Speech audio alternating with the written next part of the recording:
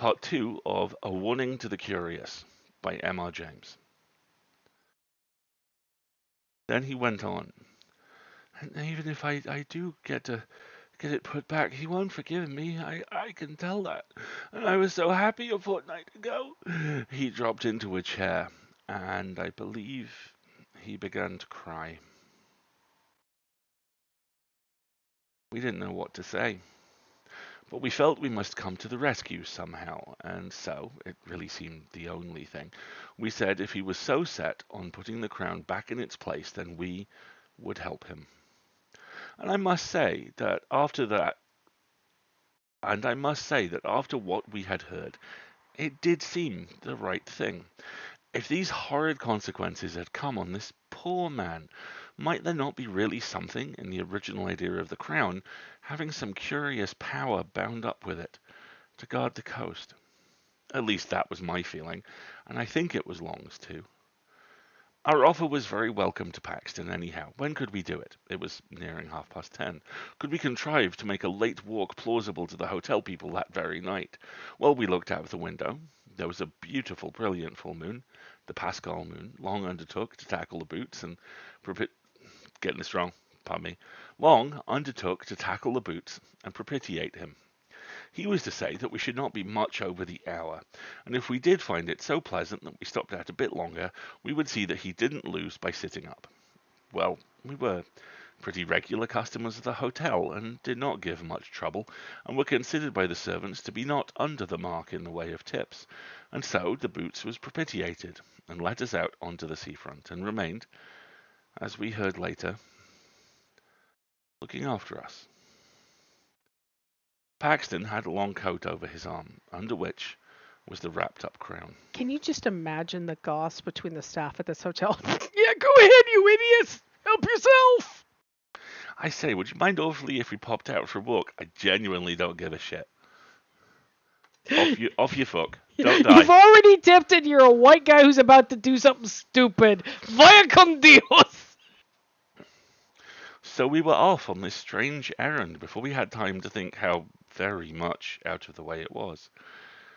I have told this part quite shortly on purpose, for it really does represent the haste with which we settled our plan and took action. The shortest way is up the hill and through the churchyard, Paxton said, with a voice which isn't his. Hold on. The shortest way is up the hill and through the churchyard, Paxton said as we stood a moment before the hotel looking up and down the front. There was nobody about. Nobody at all. Seaburg out of the season is an early, quiet place. We can't go along the dike by the cottage because of the dog, Paxton also said when I pointed out what I thought a short way along the front and across 2 fields could be.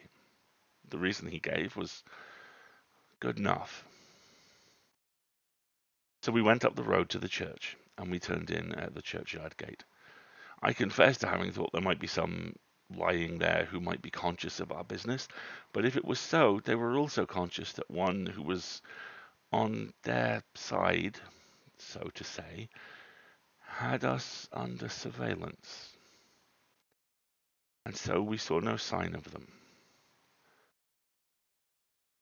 But under observation we felt we were, as I have never felt it at another time. Especially was it so when we passed out of the courtyard into a narrow path with close high hedges, through which we hurried as Christian did through that valley, and so got out into open fields.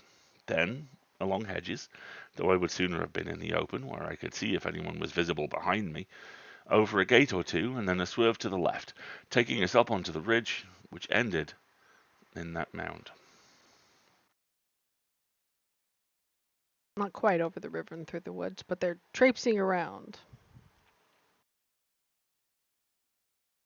As we neared it, Henry Long felt, and I felt too, that there were what I can only call dim presences waiting for us, as well as a far more actual one attending us. Of Paxton's agitation all this time, I can give you no adequate picture. He breathed like a hunted beast, and we could not, either of us, bring ourselves to look at his face. How he would manage when we got to the very place we had not troubled to think. He had seemed so sure that would not be difficult. Nor was it. I never saw anything like the dash with which he flung himself at a particular spot on the side of the mound and tore at it, so that in a very few minutes the greater part of his body was out of sight. We stood, holding the coat and that bundle of handkerchief, and looking very fearfully, I must admit, about us.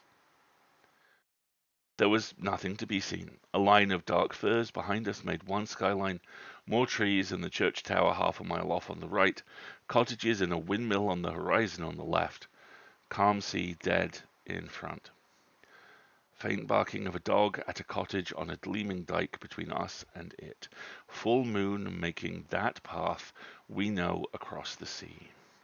The eternal whisper of the Scotch firs just above us, and of the sea in front. Yet in all this quiet, an acute, an acrid consciousness of a restrained hostility very near us, like a dog on a leash that might be let off that leash at any moment.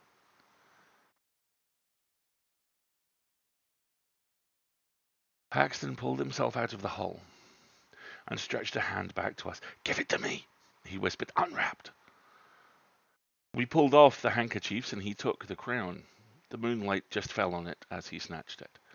We had not ourselves touched that bit of metal, and I have thought since that that was just as well. In another moment, Paxton was out of the hole again, and busy shoveling back the soil with hands that were already bleeding. He would have none of our help, though. It was much the longest part of the job to get the place to look undisturbed, yet I don't know how. He made a wonderful success of it, and at last he was satisfied, and we turned back.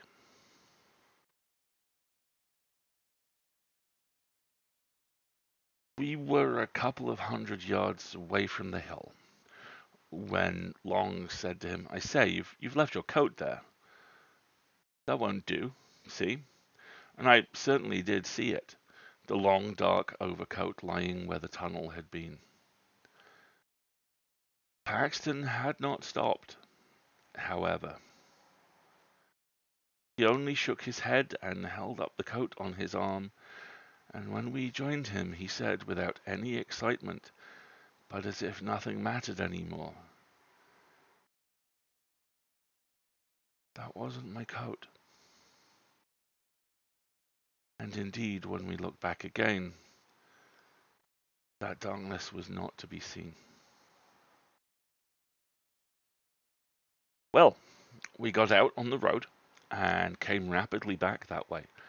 It was well before 12 when we got in, trying to put a good face on it and saying, Long and I, what a lovely night it was for a walk. The Boots was on the lookout for us, and we made remarks like that for his edification as we entered the hotel. He gave another look up and down the seafront before he locked the front door, and said, "You don't meet many people about, I suppose, sir?" "No, indeed, not a soul," I said, on which I remember Paxton looked oddly at me. "Only thought I saw someone turn up the station road after you gentlemen," said the Boots. "Still, you was three together, and I don't suppose he meant mischief." I didn't know what to say. Long merely said, "Good night," and we went off upstairs, promising to turn put all lights and to go to bed in a few minutes. I have been long in this situation. I've been the "bye then" guy. And now our association is at an end. I bid you good night. The night porters at this hotel are extremely surprised to see them return. Money is exchanging hands. Absolutely. In the You're kitchen they alive, are I passing. see, sir. That's me out a tenner, you bastard. Back in our room, we did our very best to make Paxton take a cheerful view. "There's the crown safe back," we said. "Very likely you'd have done better not to touch it," and he very heavily assented to that. "But no real harm has been done, and we shall never give this away to anyone who would be so mad as to go near it. Besides, don't you feel better yourself?" That I, is such a lie. I, Like, I, I'm just waiting to see which one of them is going to sneak out of bed and go back for it first. I don't mind confessing, I said, that on the way there, I was very much inclined to take your view about, well, about being followed. But going back, it wasn't at all the same thing, was it?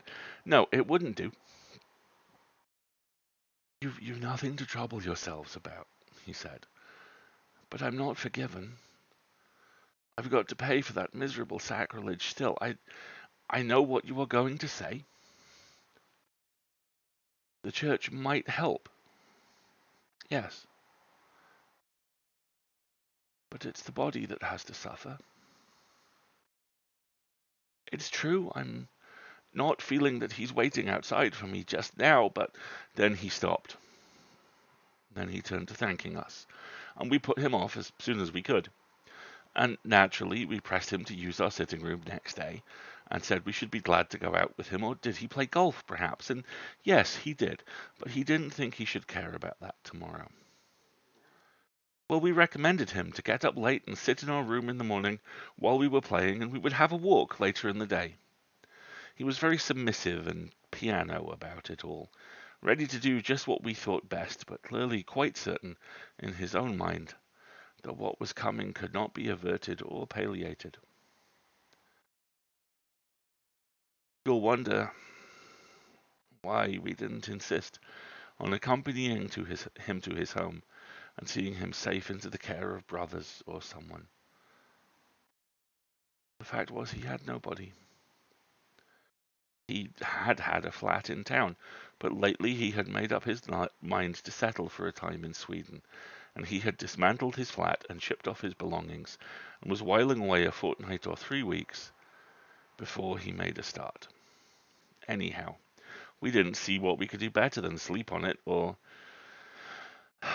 not sleep very much, as was my case, and see what we felt like tomorrow morning.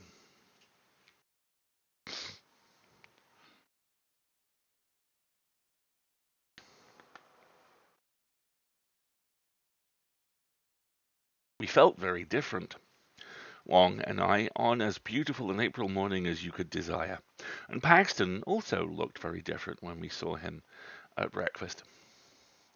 The first approach to a decent night I seem to ever have had, was what he said, but he was going to do as we had settled, stay in, probably all morning, and come out with us later. So we went to the links. We met some other men and played with them in the morning and had lunch there rather early, so as not to be late back.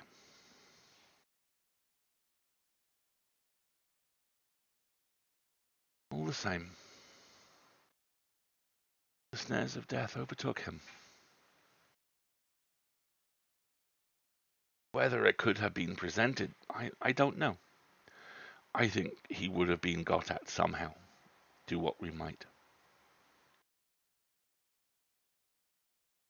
Anyhow,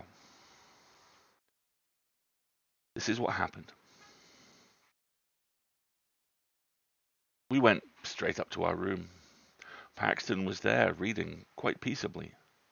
Ready to come out shortly, said Long, say in half an hour's time. Certainly, he said, and I said we would change first and perhaps have baths, and call for him in half an hour. I had my bath first, and went and lay down on my bed, and slept for about 10 minutes. We came out of our rooms at the same time, and went together to the sitting room. Paxton wasn't there. Only his book.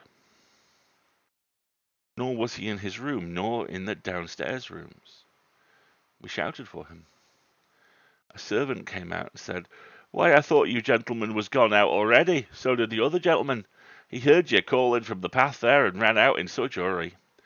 I looked out the coffee room window, but I didn't see you. However, he run off down the beach that way." Without a word, we ran that way too. It was the opposite direction to that of last night's expedition. It wasn't quite 4 o'clock, and the day was fair, though not so fair as it had been. So that was really no reason, you'd say, for anxiety. With people about, surely a man couldn't come to much harm.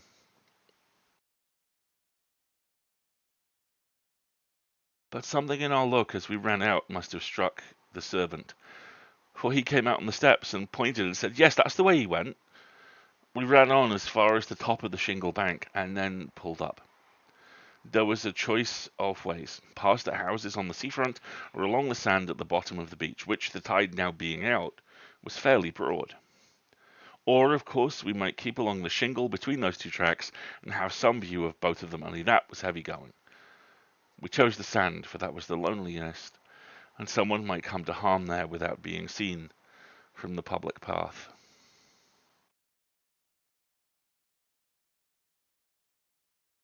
Long said he saw Paxton some distance ahead, running and waving his stick, as if he wanted to signal to people who were on ahead of him.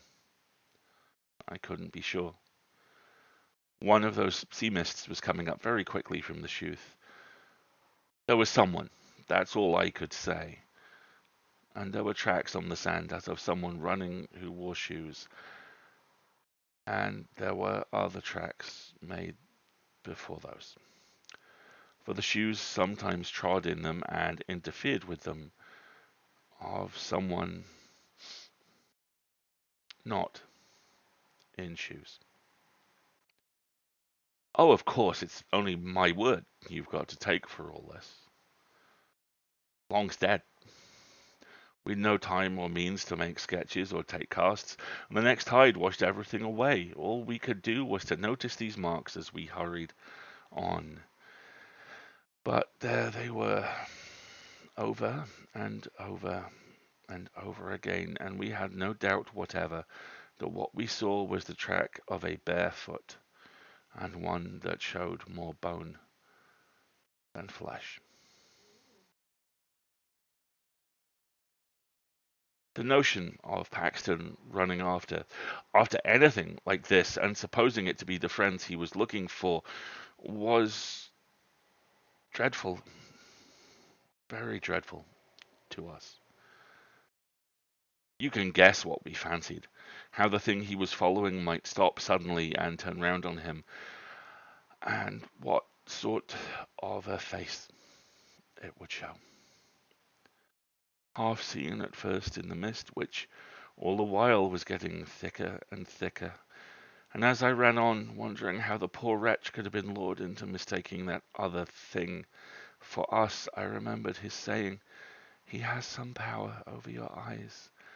And then I wondered what the end would be, for I had no hope now that the end could not be averted. And, well,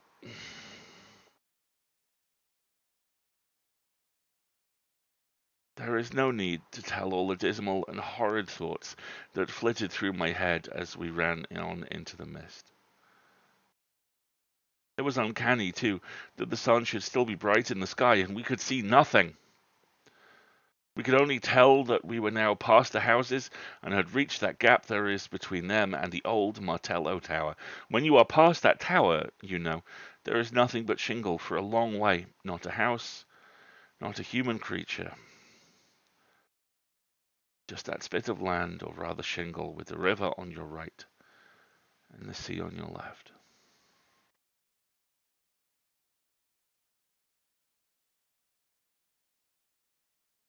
But just before that,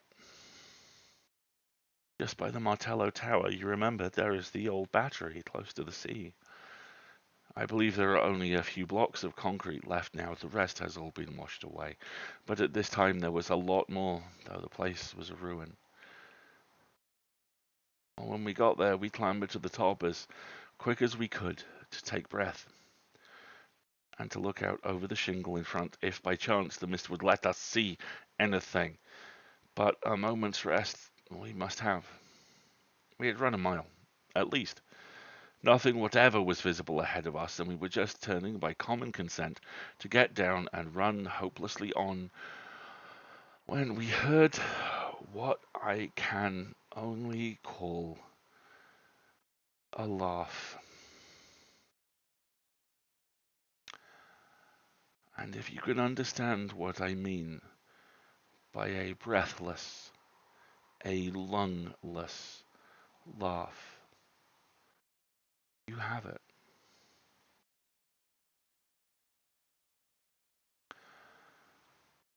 But I don't suppose you can. It came from below and swerved away into the mist, and that was enough.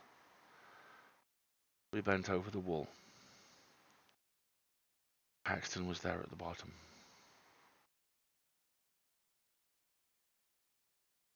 You don't need to be told that he was dead.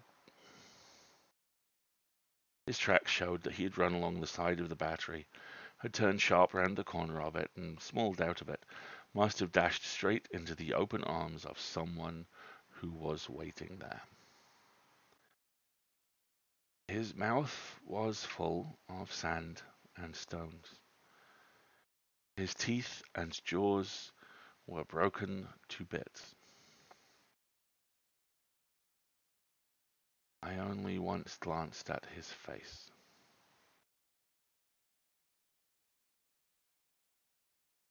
At the same moment, just as we were scrambling down from the battery to get to the body, we heard a shout and saw a man running down the bank of the Martello Tower.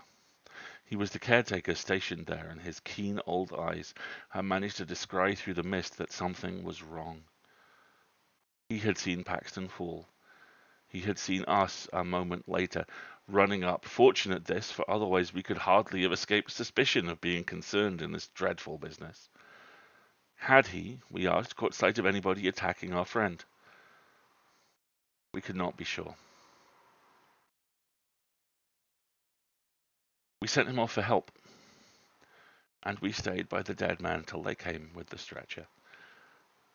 It was then that we traced out how he had come on the narrow fringe of sand under the battery wall. The rest was shingle, and it was hopelessly impossible to tell whither the other had gone. What were we to say at the inquest?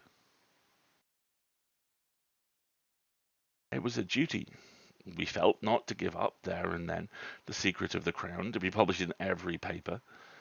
I don't know how much you would have told, but what we did agree upon was this: to say that we had only made acquaintance with Paxton the day before, and that he had told us he was under some apprehension of danger at the hands of a man called William Ager.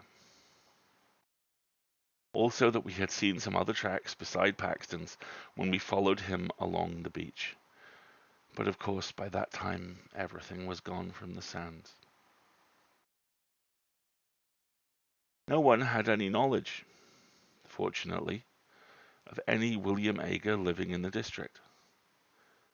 The evidence of the man at the Martello Tower freed us from all suspicion. All that could be done was to return a verdict of wilful murder by some person or persons unknown. Paxton was so totally without connections that all the inquiries that were subsequently made ended in a no thoroughfare. And I have never been at Seaburg, or even near it, since.